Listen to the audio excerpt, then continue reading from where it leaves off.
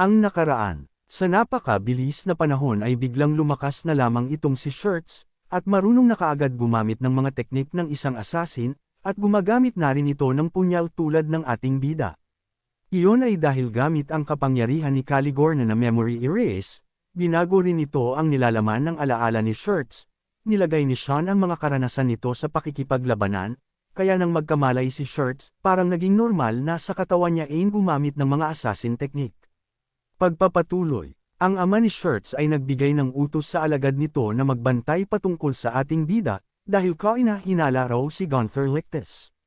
Naghihinala ito dahil sobrang napakabilis ng paglago ng kakayanan ng kanyang bunsong anak, na parabang hindi na niya ito kilala ngayon, kasabay noon ay ang paggamit nito ng pakikipaglaban ay hindi nito alam kung saan nagmula. Kaya duda ang ama ni Shirts na ang lahat ng pagbabago sa kanyang bunsong anak ay may kinalaman ng isang ito na lumitaw lang sa kanilang lugar.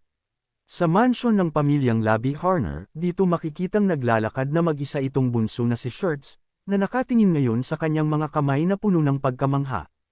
Titig na titig talaga ito sa kanyang kamay, hindi raw siya makapaniwala sa nangyari, ngayon raw kasi ay nagagawa na niyang makipagsabayan ngayon sa kanyang mga kapatid na dating minamaliit lamang siya. Kaya ang bunso na ito ay talagang abot tenga ang ngiti nito, at nasabi sa sarili na hindi na raw siyang mahinang nilalang tulad noon. Kaya lang ang tuwa nito ay biglang natigil nang may kumausap rito, "Kamusta ang mga sugat mo? Magaling na ba?" Tanong ng lalaki na mas nakakatanda sa kaya. Ang lalaking kumausap rito ay ang kanyang kuya na unang anak sa pamilya, ito si Oliver.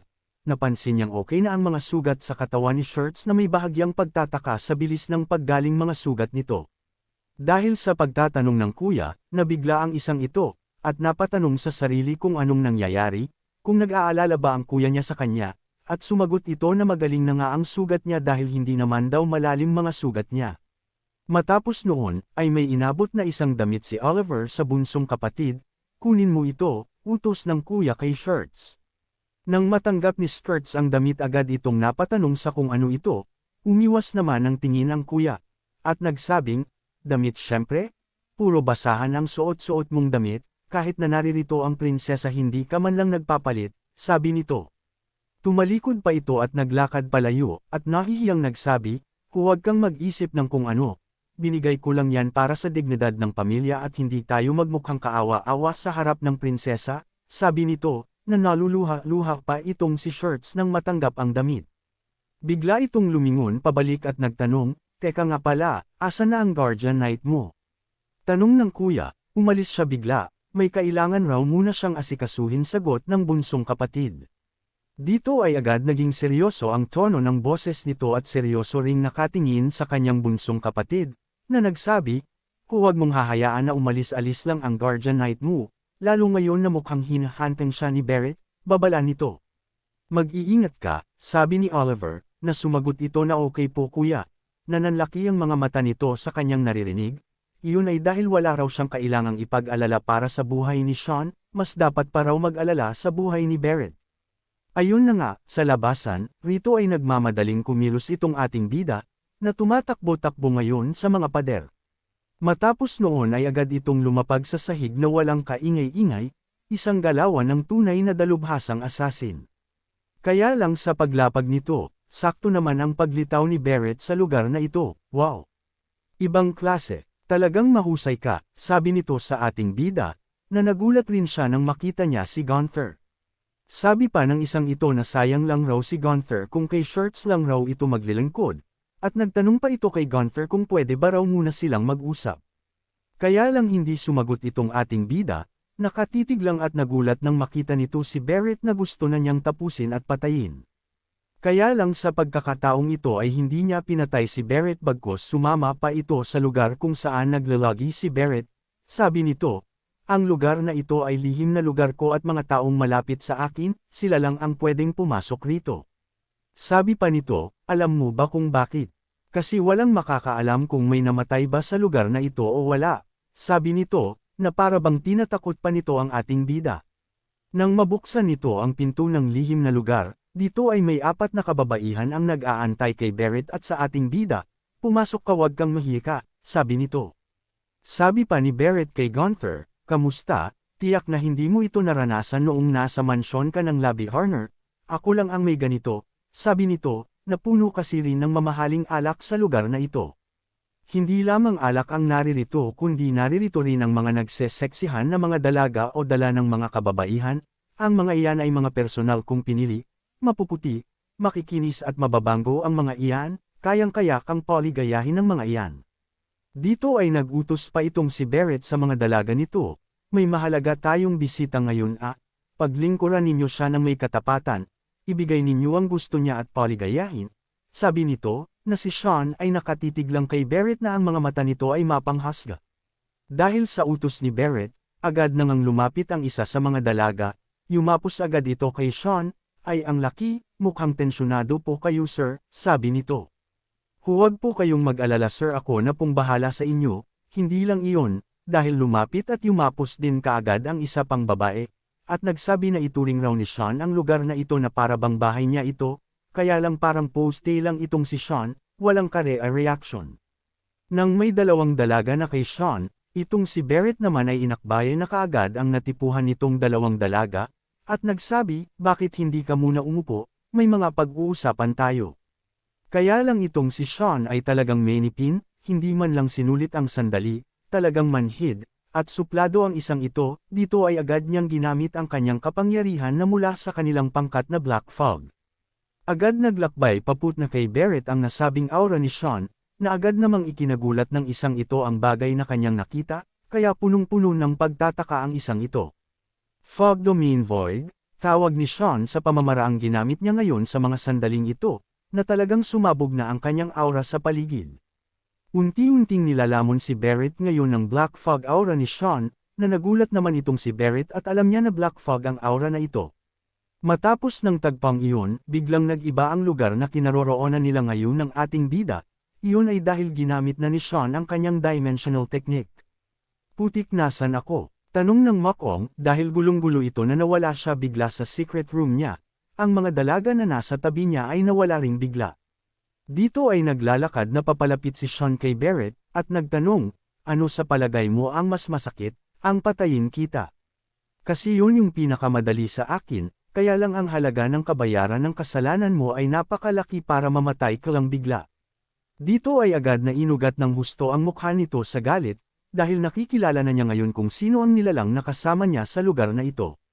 Heto na nga, bumalik na sa normal ang mukha ng ating bida, sabi nito, huwag kang mag-alala may naisip na akong paraan kung paano ka tuturuan ng leksyon, papatayin kita ng dahan-dahan, sabi nito na talagang mukhang gagawin uli ni Sean na miserable ang buhay nitong si Barrett. Kaya lang ang isang ito ay sabik and asabik naring makita at mapatay si Sean, sabi nito, walang hiya ka buhay ka pa palang kupal ka, sa wakas Sean Vert, magagawa ko ng singilin ang lahat ng pagkakautang mo sa akin, sabi nito na gamit-gamit na niya ang kanyang artifact. Kaya lang na malakwiboloy itong si Sean, stop, sambit nito na inuutusan niya ang katawan ni Barrett na huminto. Ayun na nga, ang Makong na ito ay hindi na nakagalaw, takang-taka, gulat na gulat kung bakit nagkaganito ang kanyang katawan ngayon. Bakit hindi ko magalaw ang katawan ko, tanong ni Barrett kay Sean, na napansin naman ng ating bida ang artifact na hawak-hawak ni Barrett, isang armament summoning artifact, na talagang napakaraming kagamitan ni Barrett na tingin ni Sean ay ito ay galing sa yaman ni Barrett. Sabi ni Sean, sayang naman, walang kwenta ang mga bagay na iyan sa lugar na ito.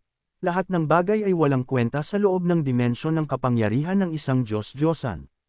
Agad pang nilabas ni Sean ang kanyang espada, at nagsabi na, kung talagang masama ang loob mo, bakit hindi mo binayaran ang isang Diyos-Diyosan para makapaghiganti ka? At biglang iwinasiwas ni Sean ang kanyang punyal sa braso ni Barrett nang napakabilis na hindi man lang nakareact si Barrett sa nangyari. Dito ay agad nakaramdam ng isang napatinding sakit ito mula sa kanyang braso, kaya pinagpawisan ang mukha ng Kool-Okoy na ito. Sabi ni Sean, unang kabayaran ay ang isa mong braso, huwag kang iiyakan parang sanggol nagsisimula pa lang ako. Sabi ni Sean, na talagang mukhang pagsisisihan ni Barrett na tinawag pa niya ang ating bida sa kanyang lihim na lugar. Hindi lamang ang braso ni Barrett ang target ni Sean, iyon ay dahil inatake rin ito ang binti ni Barrett ng napakabilis. Hindi lamang iyon, inatake uli nito ang isang sa mga braso ni Barrett, na talagang mukhang gagawing baldado ni Sean si Barrett nang sag-ayon ay hindi na ito mapakinabangan pa. Dahil sa mga napakabilis at sunod-sunod na pag-atake ni Sean, agad na lang bumagsak ang katawan ng isang ito na wala man lang siyang nagawa. Sabi ni Sean, hindi mo ba napansin na may kakaiba rito, dahil kahit anong sigaw mo ay walang mangyayari sa lugar na ito, na biglang may pinitik si Sean kay Barrett. Ayun na nga, tinamaan ni Sean ang vocal cord ng isang ito, mukhang plano pa ata ni Sean na hindi na makapagsalita pa itong isang ito. Hindi lamang iyon, dahil biglang sinipa ni Sean ang mga sugat nitong si Barrett sa kanyang katawan, kaya sigaw ito ng sigaw sa sakit, kaya lang walang boses ang lumalabas mula rito. Dito ay talagang parang binangungot na itong si Barrett habang nakatingin sa ating bida, kita na nagmamakaawa na ang mukha nito dahil sa tindi ng sakit na nararamdaman niya ngayon, kaya lang walang boses na nalabas. Sabi ni Sean, huwag ang mag-alala, ilang sandali na lang ay makakalimutan mo rin ang mga nangyari rito, dahil itatago ko ito ng mas malalim pa sa iyong ikabuturan ng iyong isipan. Sabi pa ni Sean, papatayin kita ng dahan-dahan Barrett mula sa loob-loob mo. Sabay tawa pa nito, na ang mukha ay talagang parang isang kamatayan na si Sanduan na ang target nito. Binugbog nga ng husto at inilagay pa ni Sean itong isang ito sa mag-aagaw buhay ito, kaya bumula na lang ang bibig nito sa hirap at takot na nararamdaman niya, kaya lang pinakialaman na naman ni Sean memorya ng isang ito. Parang awa mo na itigil mo na ito, mga salitang gustong sabihin ni Barrett, kaya lang hirap ito, na si Sean naman ay nakangisi lang, iyon ay dahil pinapakialaman na naman nito ang memorya ni Barrett, sabi nito, kailangan mong maramdaman na malapit ka ng mamatay, tiyak maya-maya lang ay maiihikan alang sa pantalon mo. Sabi nito, na bumula na ng tuluyan ang bibig ng isang ito.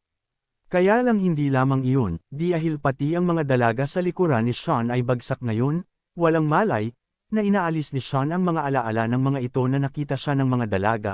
May ginawa kaya itong si Sean sa mga dalagang ito kaya binura niya ang alaala ng mga ito, o talagang traholon walang samantalahan.